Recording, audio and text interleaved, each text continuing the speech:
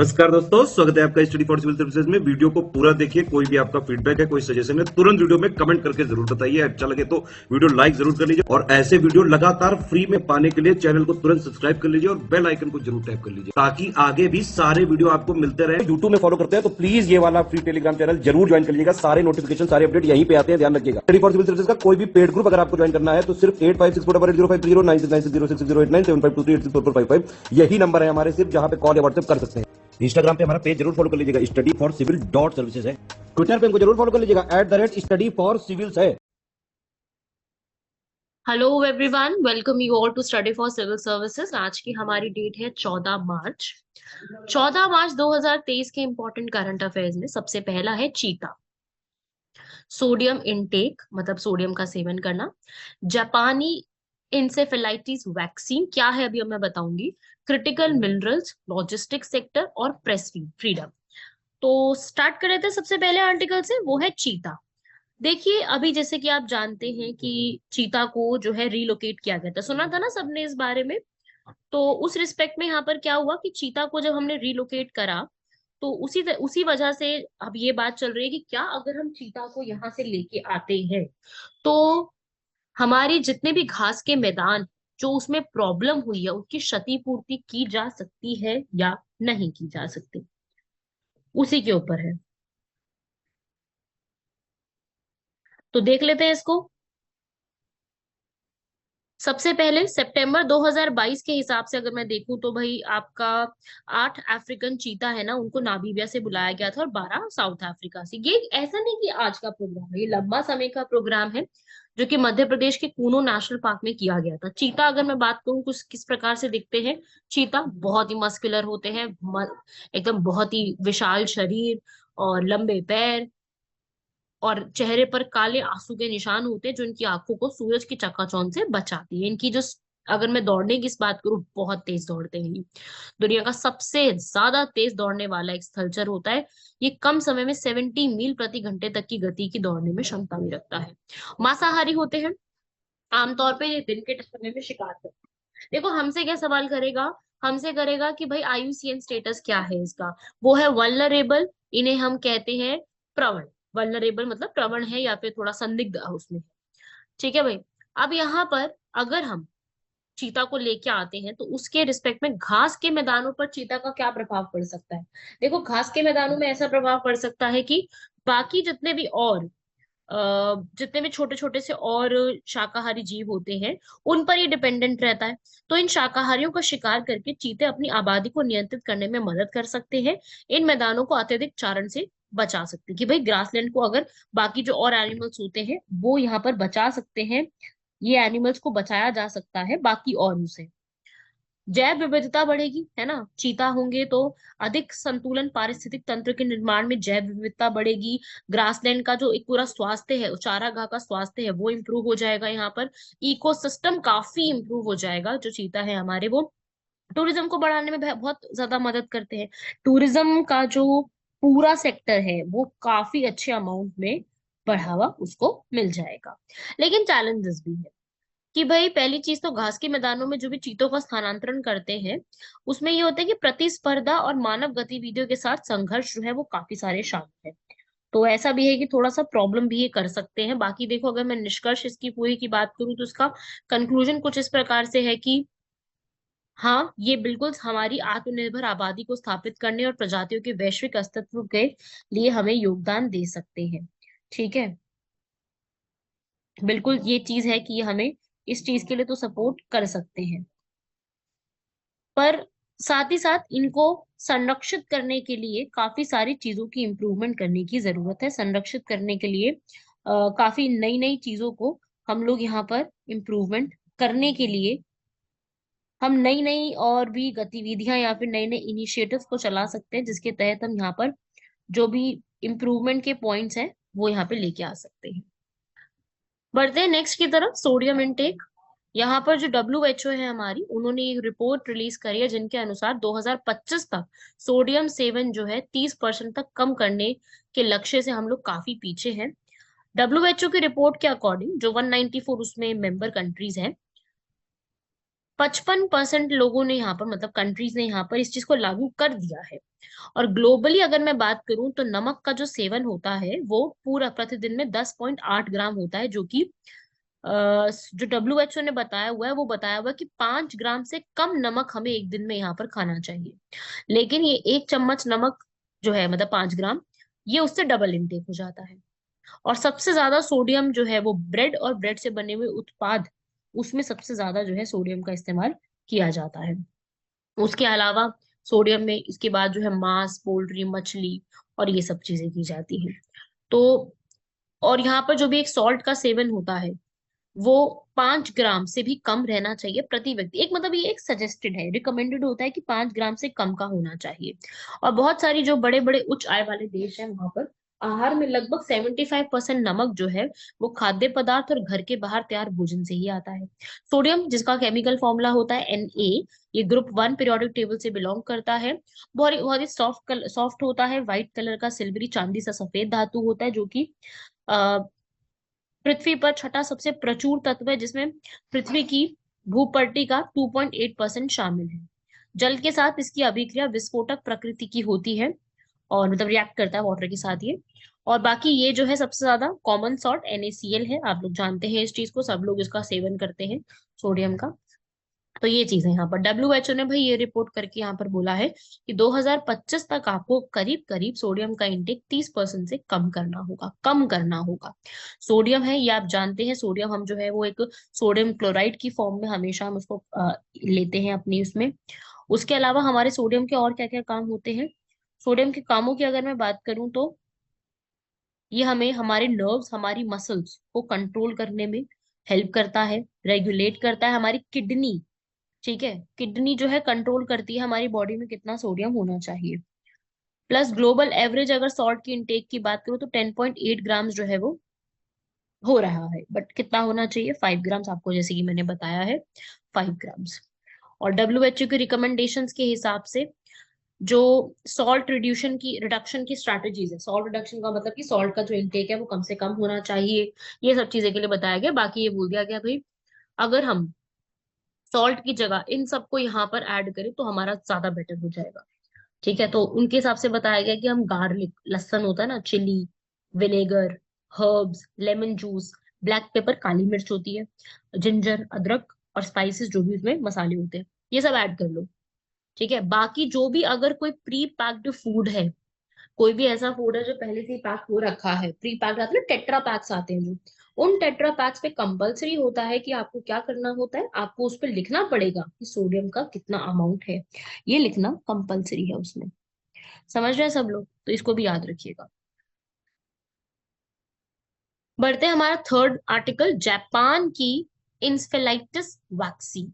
ठीक है, जापानी इंसेफेलाइटिस टीकाकरण के बाद किसी भी निष्क्रिय प्रतिरक्षी के प्रमाण नहीं मिले हैं। एक्चुअली में इसमें क्या है, जो भी बच्चे जो भी चाइना में, उनको यहाँ पर एक जीवित शीर्ण जापानी इन्फेलेस्टाइटिस वैक्सीन की 2 खुराकें देके टीकाकरण देने के बाद जो उनकी प्रतिरक्षी क्षमता होती है उनको बेअसर करने की क्षमता में गिरावट देखने को मिली। जिन भी बच्चों को टीका लगाया गया था उसमें से 98% बच्चों में वायरस के विरुद्ध कोई IgG प्रतिरोधी नहीं देखने को मिला है।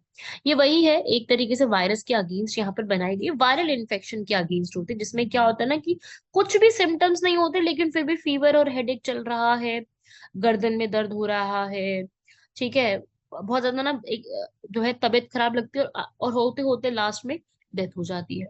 मृत्यु जैसे परिणाम भी देखने को मिलते हैं। मैं ये नहीं कह रही हर बार मृत्यु होती है, बट मृत्यु जैसे परिणाम भी देखने को मिलते हैं।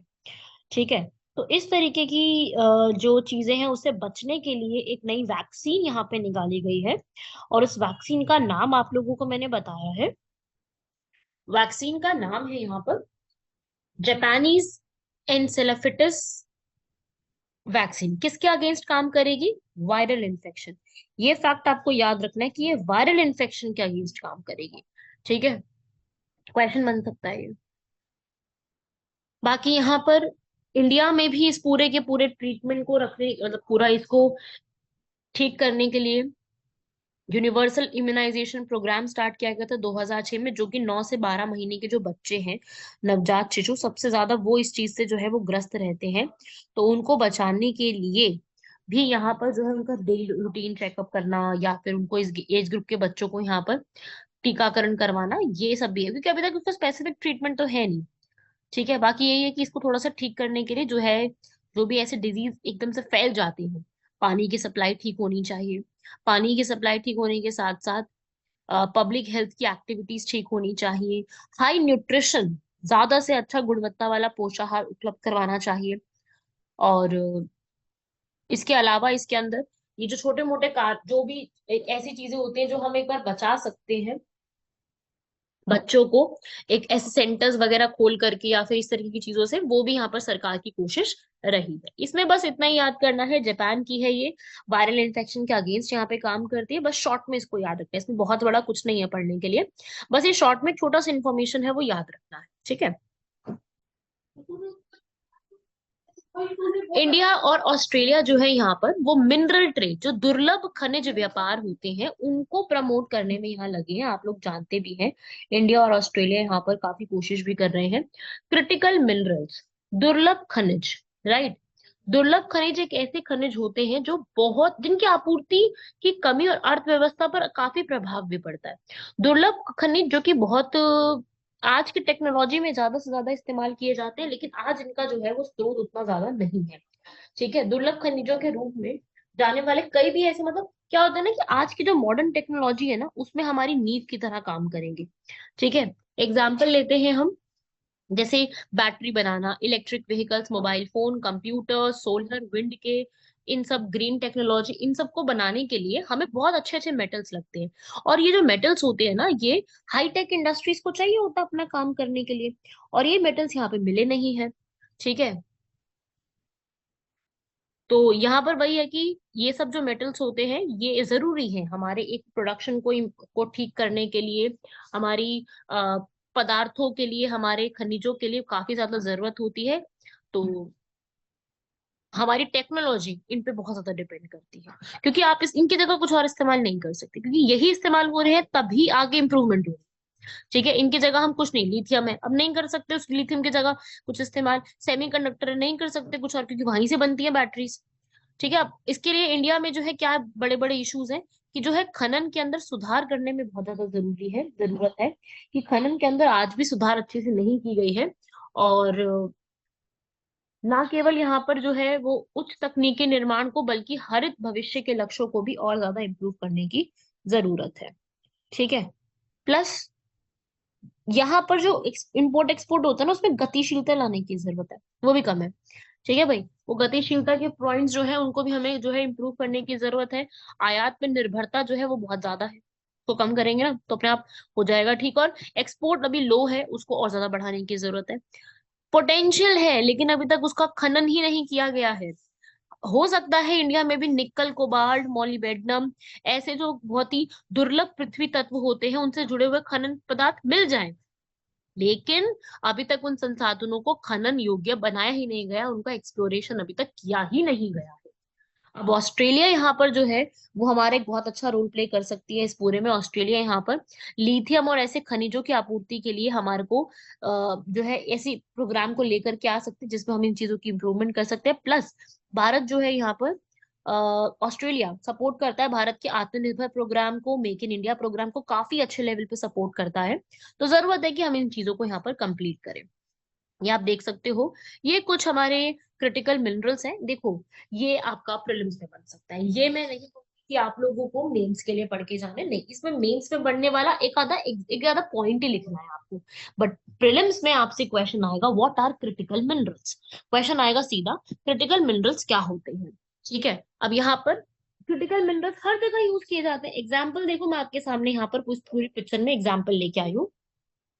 एग्जाम्पल समझो कि क्रिटिकल मिनरल्स हम कहाँ का इस्तेमाल कर रहे हैं। लिथियम, जैसे कि बैटरीज बनाने में, किसी भी बैटरी में बनाओ, आप मोबाइल फोन की बैटरी बनाओ, आप इलेक्ट्रिक व्हीकल्स बहुत से चलते हैं ना, अब तो बसेस आ गई, ऑटो आ गए, ई रिक्शाज हैं, कितनी सारी चीजें हैं, सब में इस्तेमाल होता है। फिर उसके अलावा लिथियम, ये सब सब जो भी इलेक्ट्रिसिटी से बनने वाली चीजें, हमारे फोन्स की बैटरीज है, सब कुछ इसी से बनता है, चार्जर होते हैं। और हीलियम, हीलियम हमारा एमआरआई वगैरह करते हैं ना, स्कैनिंग होती है, उन सब में इस्तेमाल करता है। यूरेनियम हमारा इस्तेमाल किया जाता है रेडिएशन की, जो हमारी थेरेपी होती है, रेडिएशन में जो हमें ठीक ठाक करनी होती है चीजें, उसमें इस्तेमाल किया जाता है इसका। पोटाश का फर्टिलाइजर्स के जो हमारे होते हैं काम, उसमें इस्तेमाल किया जाता है। स्ट्रोंशियम फायर वर्क में, तभी तो उसमें कलरफुल आते हैं, स्ट्रोंशियम की हेल्प से उसमें कलरफुल की जो लाइट्स निकल के आती है ना, वो यहीं से निकल के आती है। और इंडियम, एलईडी स्क्रीन सबके घरों में लगी हुई है आजकल, तो बहुत ज्यादा कॉमन हो गई है ये चीजें। एलईडी, एलसीडी, ये सब बनाए जाते हैं ना, बहुत कॉमनली बनाए जाते हैं। तो इन सब के अंदर भी इसका इस्तेमाल किया जाता है। तो हम लोग ये लिख सकते हैं कि इन सब कार्यों में हमारा क्रिटिकल मिनरल्स का इस्तेमाल होता है। तो ये सिग्निफिकेंस है, एग्जाम में ये पूछा जाएगा कि इनका यूजेस क्या है, इनके यूजेस यहाँ पे है। टॉप इंडस्ट्री जहाँ पे यूज किया जाता है सबसे पहले तो टेलीकम्युनिकेशन, वही फोन्स और इलेक्ट्रिक व्हीकल्स में। फिर एनर्जी में, डिफेंस में, एरोस्पेस और ट्रांसपोर्टेशन। इन 5 सेक्टर में हमारी इन जो क्रिटिकल मिनरल्स होते हैं, हमारे दुर्लभ जो यहाँ पर खनिज हैं, उन खनिजों का इस्तेमाल किया जाता है। याद हो जाएगा सबको अब? तो आपके एग्जाम में इससे सीधा प्रीलिम्स में क्वेश्चन आता है, तो याद रखिएगा, क्वेश्चन बन सकता है एग्जाम में, सीधा सीधा क्वेश्चन बनेगा और हमारे लिए काफी ज्यादा इंपॉर्टेंस रखेगा। तो इसको पूरे को याद कर लेना, लिख लेना इसको। नेक्स्ट टॉपिक है लॉजिस्टिक्स सेक्टर। ठीक है, लॉजिस्टिक्स क्षेत्र जो है, यहाँ पर भारत में लॉजिस्टिक्स क्षेत्र की व्यवस्था को संचालन करने का आदर्श तरीके की बात की गई है। जैसे अभी रेलवेज है, रेलवेज यहाँ पे क्या कर रही है, हमारे जितना भी आवागमन का है उनको अपनाने के लिए लॉजिस्टिक्स जो हमारी प्रतिस्पर्धा है उसमें इंप्रूव करने की जरूरत है। लॉजिस्टिक्स का मतलब क्या होता है? सामान को आना ले जाना। सामान कैसे आएगा, सामान कैसे जाएगा, लाने से एंड तक का पॉइंट, उसमें क्या क्या चीजें और यूज की जाएंगी, सब कुछ वहां उसे कहते हैं लॉजिस्टिक्स। लॉजिस्टिक्स जो है वो पूरा एक सामान का लेकर एंड तक पहुंचने की पूरी प्रतिक्रिया प्रतिक्रिया को या पूरे प्रोसेस को हम कहते हैं लॉजिस्टिक्स।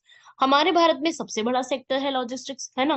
पूरे हमारे जीडीपी का 14.4% तो अकेला यही है।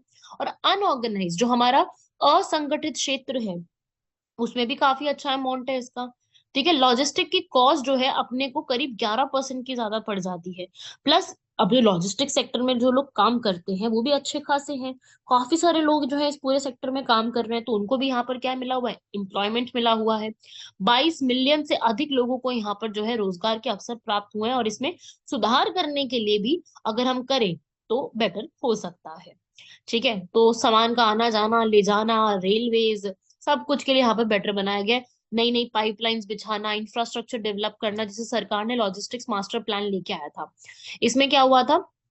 मल्टी मोडल ट्रांसपोर्टेशन, जिसे हम कहते हैं एक जगह से दूसरी जगह जाने के लिए कनेक्टिविटी। जैसे पहले यहाँ से रोड के थ्रू गया, रोड के बाद फ्लाइट के थ्रू गया, फ्लाइट के बाद रेलवेज के थ्रू गया, या कैसे भी गया, तो पूरा जो कनेक्शन होता है ना, वो सारी चीजों को हम लॉजिस्टिक्स कहते हैं। ठीक है, तो ये सब है। नेशनल लॉजिस्टिक्स पॉलिसी भी यहाँ पर बनाई गई है, जिसमें हमारे सारे टूल्स, उनको ले जाने आने की सारी स्किल्स, उनका एक सीमलेस, सीमलेस समझते हैं सब लोग, कि दिक्कत ना आए उस समय। सीमलेस का मतलब होता है कि उस पूरे पर्सपेक्टिव में हमें कोई दिक्कत नहीं आनी चाहिए, तो उसी को हम कहते हैं यहाँ पे सीमलेस। तो ये सब जो स्किल्स होती है ना, वो कराई जाएंगी। और ये भी ट्रैक करना भी मुश्किल हो जाता है, सामानों का बीच में से गायब भी बहुत सारे सामान हो जाते हैं। तो ये भी तो हमें जरूरी है ना कि हम पूरा ट्रैकिंग रखें उसका। तो ट्रैकिंग भी रखनी है, संभालना भी है, तो उसके लिए सरकार ने क्या करा, ई लॉजिस्टिक्स भी डेवलप कर दिया कि भाई जो भी आपका सामान है वो धीरे धीरे करके जीपीएस लगा के अपडेट करना शुरू कर देंगे उसके अंदर। और उसके बाद यहाँ पर नेशनल लॉजिस्टिक्स लॉ बना दिया, जिसमें क्या हुआ, अभी हुआ नहीं है ये पूरा तैयार, जिसमें वन नेशन वन कॉन्ट्रैक्ट होगा, एक ही मार्केट होगी, जिसमें सारी चीजें एक अकाउंट नंबर के साथ जुड़ी हुई होंगी, और सारा कुछ उसमें आपको जुड़ा हुआ सारी इंफॉर्मेशन प्रोवाइड करवा दी जाएगी। सब कुछ उसी में लिखा रहेगा, सब कुछ वही आपको अवेलेबल इंफॉर्मेशन करवाता रहेगा। ठीक है, वेयर हाउस भी बनाने पड़ते हैं, सब समझते हैं ना, वेयर हाउस, गोदाम, गोदाम भी बनाने पड़ते हैं, जहाँ से बाहर से सामान आता है, बाहर से सामान आकर के उस जगह पे रखा जाता है, वो भी बनाने पड़ते हैं। ठीक है, तो लॉजिस्टिक पार्क्स हो गए, टर्मिनल्स हो गए, उन सबको भी बनाने की जरूरत है, अभी वो प्लान कर रहे हैं, वो भी चल रही है। तो अभी वही है कि अगर हम इसमें इंफ्रास्ट्रक्चर और बढ़िया बनाएं, स्किल्ड लेबर लेकर के आए, थोड़ा फ्यूल की कॉस्ट को और कम कर दें, क्योंकि आज के समय में फ्यूल की कॉस्ट, कहते हैं ना यार, पीछे से सामान महंगा आ रहा है, पेट्रोल महंगा हो गया, तो ये सब खर्चे भी तो पड़ते हैं ना। इसलिए कोई सामान हमें कई बार महंगा भी मिल जाता है। तो ये सब भी सुधारने की जरूरत है। वेयर हाउसिंग की जो कमी चल रही है उसको भी ठीक करने की जरूरत है। पोर्ट्स को भी यहाँ पर ठीक करने की जरूरत है। ये सब जो चेन है ना, इनको ठीक कर देंगे। और साथ ही साथ वाटरवेज, रेलवेज, लीगल फॉर्मेलिटीज जो होती हैं उनको भी इम्प्रूव करके अगर ये सारी समस्याओं को एक साथ ठीक कर दिया जाए तो ये सब एक बेहतर तरीके से काम कर सकती है। और आगे के लिए अगर मैं बात करूं तो वही है, ये आप पढ़ सकते हो पूरा। परिवहन, भंडारण रखना, उसका सब चीजों को एक साथ ही स्टोरेज के लिए भी ध्यान दिया जाए, डिजिटली इसको अपग्रेड करने की कोशिश की जाए। और जितने भी यहाँ पर पहल है उसमें और ज्यादा इसको कॉस्ट को रिड्यूस करने की कोशिश करें। कॉस्ट जो है वो बहुत ज्यादा हो रही है, कॉस्ट को हमें क्या करने की जरूरत है, रिड्यूस करने की जरूरत है। अगर कॉस्ट रिड्यूस हो जाएगी ना तो अपने आप चीजें जो है वो सुधरती चली जाएंगी। ठीक है। बाकी कंट्रीज के साथ संबंध भी अगर ठीक होते जाएंगे, कंट्रीज के साथ संबंध बढ़िया कर लो, तो अपने आप चीजें जो है वो मैनेज में होनी शुरू हो जाती है। तो उसी को हम क्या कहते हैं यहाँ पर, मतलब ये पूरा प्लान है एक तरीके से, यही लॉजिस्टिक्स मास्टर प्लान के रूप में जाना जाता है। ठीक है भाई, तो यही है लॉजिस्टिक्स मास्टर प्लान। बाकी जीएसटी को भी एक डिजाइन में ठीक करके लाना। जीएसटी जो एक आपको प्रॉपर तरीके से सपोर्ट कर रहा है, बहुत अच्छी बात है। जीएसटी में भी अगर हम चेंजेस लेकर के आए तो जीएसटी का भी प्लान अपने हिसाब से पूरा चेंज किया जा सकता है। मतलब डिजाइन जो होते हैं, स्लैब होते हैं ना टैक्स के स्लैब्स, उन टैक्स के स्लैब्स को भी ठीक करने की जरूरत है। ठीक है भाई। नेक्स्ट और लास्ट आर्टिकल है आज का हमारा, प्रेस फ्रीडम। भारत में जो मीडिया पर छापे मारना प्रेस की स्वतंत्रता का उल्लंघन है। प्रेस फ्रीडम का मतलब होता है कि प्रेस अपने हिसाब से कुछ भी छापे, किसी भी चीज के ऊपर, किसी भी आर्टिकल के ऊपर कुछ भी लिखे, सरकार और कोई भी और शक्तियां उसमें हस्तक्षेप नहीं कर सकती हैं। उसे हम क्या कहते हैं, प्रेस फ्रीडम या प्रेस की स्वतंत्रता। प्रेस की स्वतंत्रता का सीधा सीधा यहाँ पर मीनिंग होता है कि हम लोगों ने क्या करना है यहाँ पर, सरकार और जितनी भी और अन्य शक्तियां हैं उनके साथ हम लोग किसी भी प्रकार का हस्तक्षेप नहीं चाहते हैं, चाहे रिटर्न फॉर्म में हो चाहे ऑडियो विजुअल हो, किसी भी प्रकार से हो। ठीक है। कोई सेंसरशिप वगैरह यहाँ पे नहीं लगाई जाएगी। फ्रीडम ऑफ प्रेस हम लोगों का एक फंडामेंटल राइट है। और अगर हमें डेमोक्रेसी रखनी है ना, बहुत जरूरत है इसको बना के रखने की। आर्टिकल 19 में साफ साफ लिखा हुआ है यहाँ पर, आर्टिकल 19 है ना फ्रीडम वाला, उसमें भी लिखा है। और ऊपर से हमारा आर्टिकल 19 के अलावा जो universal declaration of human rights है, जो मानव अधिकारों की सार्वभौमिक सार्वभौमिक घोषणा है, उसमें भी अनुच्छेद 19 के तहत ये लिखा हुआ है कि हर व्यक्ति को अपनी अभिव्यक्ति करने का अधिकार है। इस अधिकार में उनको किसी भी तरीके का डिस्टर्बेंस नहीं होना चाहिए। अगर वो किसी भी सूचना विचारों की जांच करना चाहते हैं, सूचना प्राप्त करना चाहते हैं, तो किसी भी प्रकार का उनके साथ कोई भी यहाँ पर जो है वो बॉर्डर्स के बिना उनके साथ यहाँ पे काम होना चाहिए, ये जरूरत है। देखो लोकतंत्र में अगर सरकार के ऊपर या फिर मीडिया के ऊपर किसी तरीके का दबाव होगा तो मीडिया काम ही नहीं कर सकती अपने सही तरीके से। तो क्या होता ना, अगर ये जरूरत है इस चीज की तो हमारी जो जो बेजुबान लोग हैं उनकी आवाज बन जाती है एक तरीके से। ये कौन, प्रेस। दूसरा, सार्वजनिक प्रहरी के रूप में काम करते हैं, लोकतंत्र की जीवंतता का काम करते हैं, जनता की धारणा को आकार देते हैं। राइट। तो यहाँ पर अगर हम प्रेस की फ्रीडम की बात करें तो उसमें अंकुश लगाए जाने के संभावित कारण क्या होते हैं, क्यों होता है, क्योंकि कई बार क्या होता है कि ऑटोक्रेटिक टेंडेंसी बढ़ती है, निरंकुश प्रवृत्तियां, कि भाई एक ही का राज चलेगा और इसके अगेंस्ट कोई भी गया तो उसको ही यहाँ पर जो है चुप करा दिया जाएगा। समझ रहे हैं ना सब लोग इस चीज को, ऐसा होता है बहुत सारे देशों में, इस तरीके की चीजें होती हैं। तो वही है, जैसे नॉर्थ कोरिया वाला हिसाब सबको पता है, नॉर्थ कोरिया में बहुत ही बुरा हाल है इन चीजों को लेकर के, बस वही है चीजें वाली। तो ये जो चीजें हैं इसको हटाने की ही यहाँ पर कोशिश जो है वो की जानी चाहिए। साथ ही साथ यहाँ पर ऑटोक्रेटिक हो रहा है यहाँ पर, बुलडोजर के ऊपर, जैसे कि यहाँ पर यूपी और एमपी के अंदर कुछ ना कुछ विवाद चल रहा था, यहाँ पर मध्य प्रदेश और यूपी में बुलडोजर न्याय का विरोध नहीं हुआ, किसी ने किया ही नहीं। तो कई बार हो जाता है यहाँ पर। और क्या होता है ना कि आपके पास बहुत आसान साधन है कि आप किसी भी प्रकार से किसी भी तरीके किसी के भी आइडियाज को मैनिपुलेट कर सकते हो, क्योंकि आज के समय में जो हमारा इंटरनेट और हमारी सारी चीजें, हम किसी को भी किसी भी प्रकार से इंटरप्रेट कर ले। ठीक है। और अगर सच्चाई सामने नहीं आएगी तो वही है कि बहुत प्रॉब्लम क्रिएट करेगी आगे चल के ये चीजें भी। सरकार इस तरीके की चीजें अगर करेंगी तो डेमोक्रेसी नाम की रह जाएगी। सबसे बड़ी चीज तो डेमोक्रेसी का कोई फायदा नहीं रह जाएगा। सरकार जो है अपने नागरिकों कर पर भी कोई अंकुश लगाने की यहाँ पे कोशिश करेगी। यहाँ पर जो एक केस आया था, पुट्टा स्वामी केस, के एस पुट्टा स्वामी केस, यहाँ पर उनमें ये बोला था कि राइट टू प्रिवेसी सबके पास होना चाहिए। आर्टिकल 21 के तहत।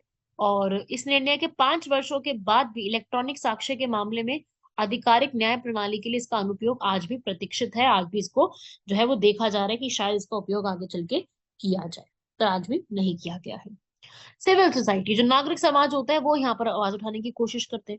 वो यहाँ पर जो भी सोसाइटी में गलत चीजें हो रही होती है ना, उनके अगेंस्ट सबसे पहले आवाज उठाते हैं। तो वो यहाँ पे कोशिश की जाती है कि उनके अगेंस्ट आवाज उठाई जाए। और कोर्ट इसके अंदर इंटरफेयर हमेशा ही करते हैं। देखो इन आर्टिकल्स में तो हमेशा ही कोर्ट ने इंटरफेयर बहुत ही बार किया है। ठीक है भाई, चलिए हमारे आज के क्वेश्चंस की तरफ बढ़ते हैं। वो है साइक्लोन फ्रेडी। अभी साइक्लोन बॉम्ब पहले न्यूज में था, तो मैंने करवाया था ना, आप लोगों को याद होगा, हमने पिछली क्लासेस में इसके बारे में पढ़ा है। अब यहाँ पर साइक्लोन फ्रेडी न्यूज में चल रहा है ना। What is cyclone Freddy? Cyclone Freddy बहुत न्यूज में आ रहा है, इसलिए करंट अफेयर का अभी मैं बता रही हूँ यहाँ पर। और ये बहुत लंबा साइक्लोन है, अभी तक का काफी बड़ा साइक्लोन 31 डेज के लिए रहा था। इसका रिकॉर्ड जो है ना, अभी 31 डेज का 1994 में रहा था। और ये साइक्लोन फ्रेडी जो है, ये एक ट्रॉपिकल साइक्लोन है, उष्णकटिबंधीय चक्रवात के रूप में। कहाँ पे आया ये? बात है, ये आया कहाँ पे? ये जो है कुछ रीजन, कौन कौन से? मोजाम्बिक, मलावी और मेडागास्कर, ये सब हमारे कहाँ पड़ते हैं? अफ्रीका में।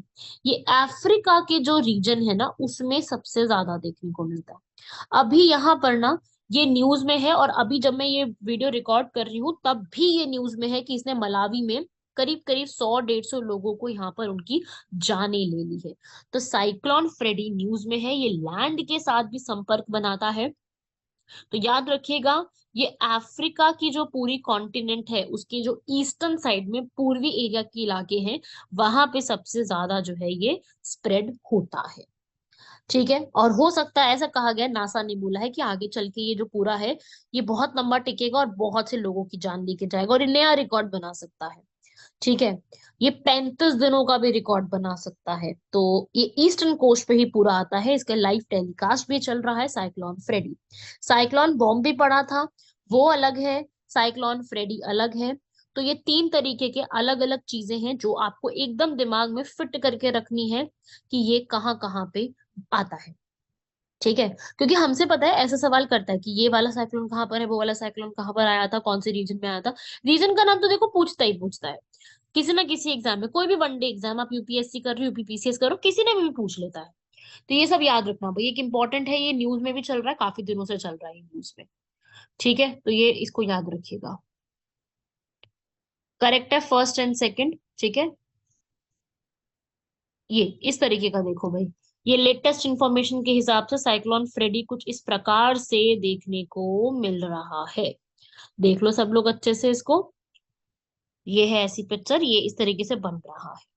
ठीक है भाई, फिर हमारा क्वेश्चन आता है, बहुत ही अच्छा क्वेश्चन है। मुंडका उपनिषद कुछ इस प्रकार से दिखता है, संस्कृत में लिखा हुआ है पूरा, तो हमें ये वाली भाषा समझ नहीं आएगी। ठीक है, लेकिन वैसे भी मैं आपको बता सकती हूँ इसके बारे में। मुंडका उपनिषद बहुत पुराना एंशिएंट टेक्स्ट है, ये अथर्व वेद का टेक्स्ट है। एक इंपॉर्टेंट क्वेश्चन, ये किसका है? अथर्व वेद का। देखिए हमारे 4 वेद हैं, आप सभी जानते हैं। हमारे 4 वेदों में से सबसे एक पहला वेद ऋग्वेद, सामवेद जो कि म्यूजिक के पर बात करता है, यजुर वेद, और तीसरा आता है अथर्व वेद। 4 हमारे वेद है, और ये चारों वेद इंपॉर्टेंट है। अब इनमें से क्या होता है ना, इन सब के एक उपनिषद भी बने हुए हैं। अथर्व वेद में लिखा हुआ है मुंडका उपनिषद, जो हमारे 108 उपनिषद हैं हिंदुइज्म के, उनमें से एक उपनिषद है हमारा मुंडका, और सबसे बड़ा भी यही है। ये एक्चुअली में ये पूरा जो वेद है, किसके बीच में बातचीत का है यहाँ पर? एक थे सनूका और ऋषि, एक ऋषि अंगीरा, ये इनके बीच में बातचीत का एक पूरा समाहित है, जिसके अंदर मंत्र लिखे हुए हैं, बहुत सारे इसके अंदर पार्ट्स हैं। सबसे खास बात इसकी ये है इस उपनिषद की, कि इसमें जो है, उपनिषदों की भी अगर मैं बात कर लूं, तो ये हिंदू धर्म से जुड़े हुए सिद्धांत और अवधारणाओं के बारे में हमें काफी सारी और काफी हद तक जानकारी देने में कामयाब है। ठीक है, तो मुंडका उपनिषद जो है ये काफी है, और इसमें से मैं आपको एक इंपॉर्टेंट फैक्ट अभी लिखवा रही हूँ। सभी स्टूडेंट्स मेरे साथ लिखे और इसको अभी ही क्लास में ही लर्न कर ले, आगे का वेट नहीं करना है। क्लास में मेरे साथ ही इस फैक्ट को लर्न कर लिया जाए कि मुंडका उपनिषद जो है, ये मुंडका उपनिषद में से हम लोगों ने क्या बोरो करा है? इस मुंडक उपनिषद में से हमने बोरो करा है सत्यमेव जयते। लिखेंगे सब लोग इसको, सत्यमेव जयते। Truth always wins, Hindi English दोनों के लिए, ट्रूथ ऑलवेज विंस। सच्चाई की हमेशा जीत होती है, इसको सब जानते भी हैं, सब मानते भी हैं। तो वही चीज इसमें लिखी हुई है कि सच्चाई की जीत हमेशा ही होती है। तो आपको ये चीज याद रखनी है।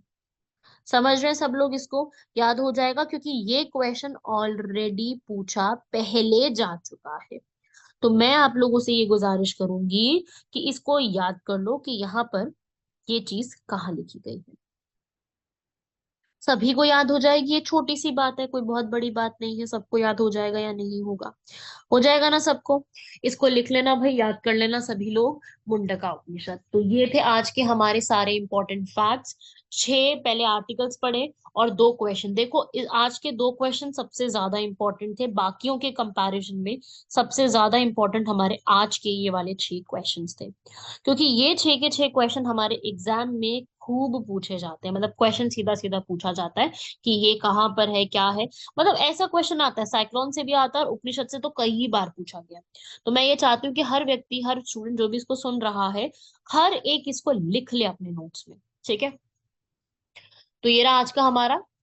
मिलते हैं आप लोगों से नेक्स्ट लेक्चर में करंट अफेयर्स के। तब तक के लिए धन्यवाद, शुक्रिया, जय हिंद।